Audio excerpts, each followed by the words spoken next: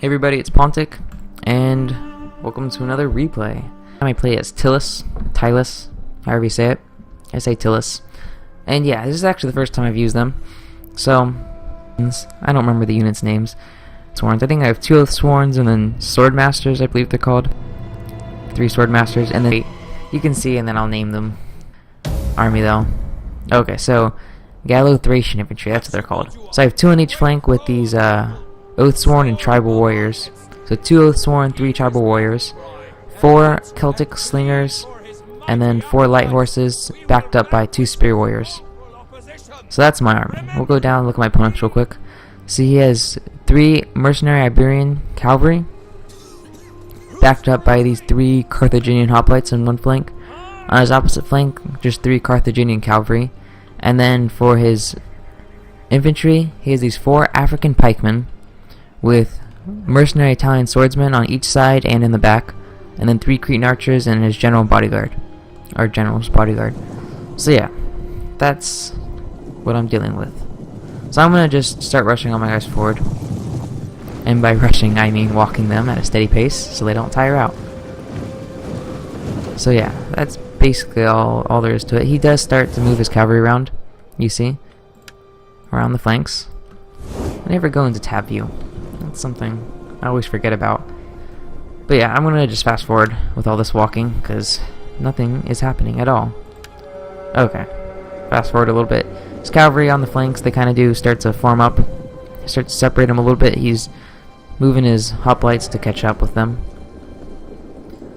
I brought these Spear Warriors to help because light cavalry, or light horses, are just that. They're light, so they're not going to be able to do great, especially if you brought, heavier cavalry. So I like to bring spear units just for support. And these actually do have cavalry anti-tactics. Anti-cavalry tactics. So I do send 2 of my cavalry on each side just to have support. Just to, ward him off or see if he's going to attack. I kind of get aggressive here just to see what he's going to do because, with his hoplites, they're pretty far back to support, so I have my main infantry here. I would definitely win that fight. So I wanted to see if he would get caught into an engagement, but he doesn't. He pulls back, which is what he should do in that situation. Just to kind of wait it out. And in a second, I'm actually going to make my move, but kind of just deciding what I want to do because he has quite a bit of cavalry. He starts to try to move in his Carthaginian a little bit. You'll notice I'm kind of just hanging back to see what he does. Goes ahead and puts his pikes into pike wall, or not pike wall. Moves his Cretans up and starts firing. So you notice I'm actually going to rush forward, which is going to move his Cretans back. And his Cretans are going to beat my Slingers, so I don't really want to get into that engagement. So my plan is, you notice it's all happening at once. I'm going to go ahead and just go into slow motion real quick. I'm going to rush my infantry forward, moving all my guys up. I'm going to try to hold his cavalry, or at least ward them off while I send my infantry into this engagement up here. And you'll notice I'll actually focus my Slingers onto one of his African pikemen because they're very vulnerable to missiles.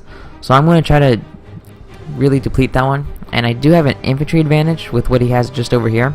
So I'm going to try to overwhelm him in that aspect. And really, I don't want his Cretans coming into play. So by rushing forward, they're going to, move back and not have time to shoot. And then hopefully I'll be able to destroy his infantry. And then, his Cretans won't have time to do anything. So yeah, I guess there really was no point to slow that down. I feel like a lot more is going to happen, but apparently not. So I move my guys up. I'm starting to fire. He is just firing at my Slingers, and that's acceptable losses right now, just to try to take out as much as I can for this pike unit. See, I'm still moving up. Kind of weary about going straight into these pikes, you'll notice. That's why I do stop. But he's coming forward. So I start to throw their javelins. And I actually, okay. So these 4 in the center, I'm going to pull back. But on the sides, I'm going to charge those in. Okay, over here, I do get a charge in with my cavalry. And I send these spears into support. And then I actually charge his hoplites here with my Thracian infantry. Because I don't want them to go in to support this fight. Because these Spear Warriors will do pretty good against his cavalry. So that's what I'm trying to do here. And you see this one unit is able to hold 2 of them. which they won't necessarily win that fight, but it's a pointless engagement because they're better served elsewhere. So that's the point of this, just to hold them. See, I am able to get my tribal warrior on this side and my tribal warrior into his Italian swordsman, and I'm still having my slingers pick apart this unit, which you can see 74 lost quite a bit.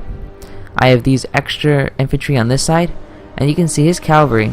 It's way back here, and I wasn't really worried about them, in the fact that I was just gonna keep this spear warrior. I was gonna try to spread him out as a holding force, and then just bring my cavalry behind the lines and see maybe if I can do as much as I'll go and put this on play, do as much damage as I can before his cavalry has time to act. So I rushed these guys into the side of his pikes because they're still kind of going forward and everything. So get a side attack in. You can see this one actually starts to waver, and I'm pretty sure they do break. I have extra cavalry on this side coming in because his cavalry got held up by one spear warrior and my light horse. You can see his cavalry is still just sitting back, and at this point I do charge in all my infantry, and I got his general pinned down by 2 of my units, so they should actually do pretty good against that. And he does have this Italian swordsman, which catches my light horse, which I'll start to pull them out in a second to try to get after some of his skirmishers. And I got this Celtic slinger just to help fire on the engagements over here, which more specifically this Iberian cavalry. And you can see he is just leaving his cavalry here. So I do charge forward, but he has plenty of cavalry to take one on each flank and use one just to distract one, and then distract this spear warrior, and then pull through. And that's really what he should have did, split up his cav both ways. And if he sacrifices a cav, he still has 2 to go into the back of my units. So while he's not doing that, he's distracted, I can just chase him with my spare spear warrior, which realistically can't hold up against all 3. Or, since they're out of formation, he could easily just charge through them. You can see my light horse actually is getting the better of his Iberian cav out here, and I am actually winning the engagement with my Gallo-Thracian infantry over here. His general does die, so I have 2 extra cavalry to go into the backs of his units here now. And he does bring this Iberian cavalry over here to go after my skirmishers, but right now it's too late because 1, he's already surrounded, and 2, you can see a lot of them are wavering. And even though he had pikes, I was able to get onto the flanks of those pikes with my side charge over here. And now that these are free, I can get into the flank, or the complete backs of them now. So his guys are going to start wavering all over the board and slowly start to rout.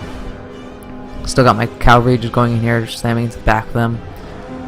And at this point, it doesn't even matter if he wins these fights, which I do have extra spear warriors. I'm going to send them in to help.